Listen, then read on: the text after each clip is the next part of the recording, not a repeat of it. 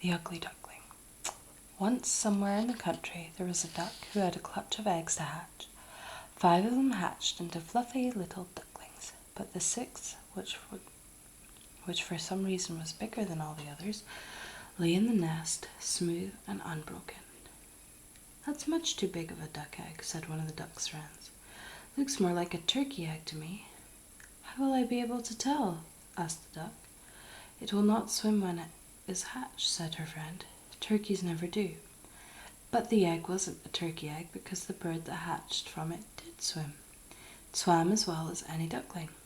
"That last duckling of yours is very ugly," laughed the farmyard hens. It was true. He wasn't a bit like his brothers and sisters. It's not a very kind thing to say. "What an ugly duckling," laughed the geese when they saw him. And somehow that name stuck. Whenever anyone wanted him, they called, "Ugly Duckling, where are you?" Or if they didn't want him, they said, "Ugly Duckling, go away." He even thought of himself as Ugly Duckling. He was very sad. He didn't like being ugly. He didn't like being teased. No one would play with him. No one would swim with him. Even his mother made fun of him. One day, the Ugly Duckling ran away, and I am sorry to say no one missed him at all. Very sad. The Ugly Duckling hoped he would find someone in the big wide world to be his friend, someone who wouldn't mind how ugly he was. But the wild ducks were just as unkind as the farmyard ducks, and the wild geese honked at him and made fun of him just as the farmyard geese had done. "Am I never to find a friend? Am I never to be happy?" sighed the Ugly Duckling. One day, as he sat alone and unhappy in the middle of a lake on the bleak, flat marshes, when he looked up, there were swans flying overhead, with long necks stretched before them, and their white feathers gleaming in the sun. They were so beautiful. If only he had been born a swan, but he hadn't. He had been born a duckling, and an ugly one at that. The Ugly Duckling stayed on the lake all through the long, hard winter. Food was hard to find, and he was often hungry. Once he was trapped in some ice and thought he would die. He was set free just in time by a farmer and his dog. Spring came, and the lake where he had spent the lonely winter became a busy, exciting, and noisy place. The ducks were forever quacking, and the geese were forever honking. There was plenty of splashing and excitement, but not for the Ugly Duckling. No one quacked the latest piece of gossip to him. Sadly, he spread his wings and took to the sky. He had never flown before, and he was surprised how strong his wings were. They carried him away from the lake and the marshes and over a leafy garden. On a still, clear pond in the garden, he could see the beautiful white swans with their gracefully arched necks, and suddenly the Ugly Duckling felt that he did not want to live any longer. "I will go down to the pond and ask those beautiful birds to kill me," he said. Down he went to the water. He bent his head humbly and closed his eyes.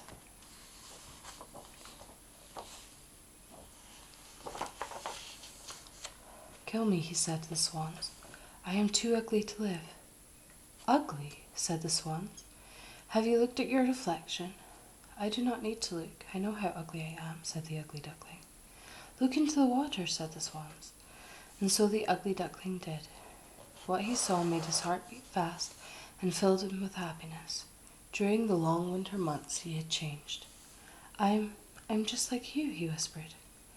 When the children who lived in the garden came to feed the swans, they called to one another, "A new swan, a new swan. Isn't he beautiful?" And then the Ugly Duckling knew without a doubt that he really was a swan, that he had always been a swan, and that his days of being lonely were over.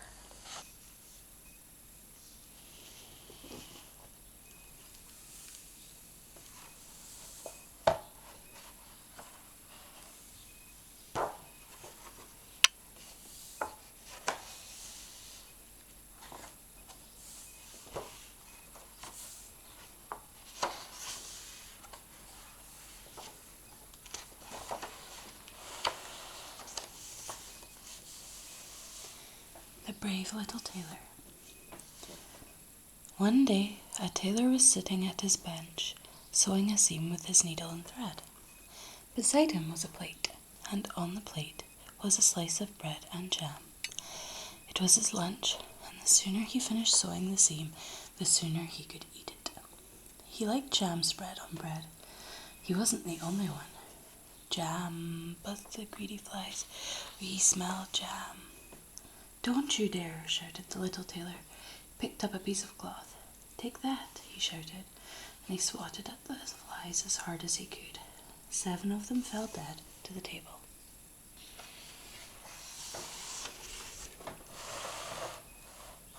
How clever I am, said the little tailor proudly. I have killed 7 with one blow. I must tell the world about this. And so that the whole world could see at a glance how clever he was, he made himself a belt, and on the belt he embroidered the words 7 with one blow. He put some cheese in his pocket in case he got hungry, and then he set off. Beside the door as he went out was a small brown bird caught in a bush. He untangled it from the prickly briars and put it in his pocket with the cheese. He followed a road that wound round the side of a mountain like a corkscrew. At the 4th turn in the road he met a giant carrying a tree. Would you like to walk with me and keep me company? Called the brave little tailor. Ho, ho, laughed the giant, who was as tall as a tree himself. The brave little tailor barely reached his knee. Ho, ho, me? Walk with you? Ho, ho, ho. Read that, said the brave little tailor, pointing to his belt, and then see if you feel like laughing. Oh dear. 7 with one blow, read the giant. He thought that meant the brave little tailor had killed 7 ogres, or 7 dragons, or maybe 7 knights in armour, and he was very impressed. Nonetheless, he decided to test the brave little tailor. After all, it is easy enough to say you are brave and strong. He picked up a rock that would have squashed the brave little tailor had it fallen on him. Can you do this? Asked the giant. He squeezed the rock until the perspiration stood in beads on his brow, and finally a tiny trickle of water ran from it. That's easy enough, said the brave little tailor. He put his hand into his pocket and took out the cheese. It was soft, squashy cheese. 1 tiny squeeze, and the whey ran between his fingers in a milky stream. Oh, said the giant, rather taken aback. Then he said, Can you throw as far as this? He picked up a small boulder and hurled it with all his might. It flew through the air like a thunderbolt and landed with a thud on the grass at least half a league away. Easy, said the brave little tailor. This time he took the little brown bird from his pocket. It had got over its fright at being tangled in the briar and was glad to be free. When the brave little tailor tossed it into the air, it flew and flew until it was just a tiny speck in the distance. It will fall to the ground sooner or later, said the brave little tailor. Probably later rather than sooner. If you're that strong, said the giant, feeling more than a little put out, you can help me carry this tree home. Glad to, said the brave little tailor. You go in front and take the roots, and I'll follow behind and carry the branches, which are the heaviest part. The giant lifted the heavy trunk back onto his shoulder. The knobbly roots stuck in front of him like a lopsided beard, and he didn't see the brave little tailor leap nimbly into the branches behind him and settle himself comfortably. Ready when you are, called the brave little tailor. He rode all the way to the giant's cave. His feet didn't touch the ground once. When they got to the cave, the giant lowered the tree to the ground and sat down himself. He didn't see the brave little tailor jump to the ground. The brave little tailor wasn't the slightest bit out of breath. He didn't look the slightest bit tired. The giant couldn't believe his eyes. He was tired, he was out of breath, and he was frightened as well. If the brave little tailor was as strong as he seemed to be, then he could be dangerous, even to a giant. He would have to be got rid of. Come to the cave and meet my brothers, said the giant slyly. You can spend the night with us. That night the giant let the brave little tailor sleep in his own bed, while he slept on the floor. The bed was just the right size and comfortable for a giant, but for the brave little tailor was too big and far too uncomfortable. Each lump in the mattress felt like a small mountain. He could not sleep at all, and at last he crawled into a corner and fell asleep there. And what a good thing he did, for in the night the giant smote the bed with an iron bar. If the brave little tailor had been sleeping in it, he surely would have been killed. The next morning the giants were having breakfast, happy in the thought that the brave little tailor who had killed 7 with one blow was now dead himself. They had the surprise of their lives when the brave little tailor called for his breakfast. They bellowed with fright and ran from the cave. They ran until they came to the sea, and they splashed through that until they reached the land on the far side. They are probably running still. The brave little tailor puffed out his chest when he saw the 3 giants running away from him. He felt brave enough to conquer 100 giants. He tricked a lot of people into believing he was stronger than he really was.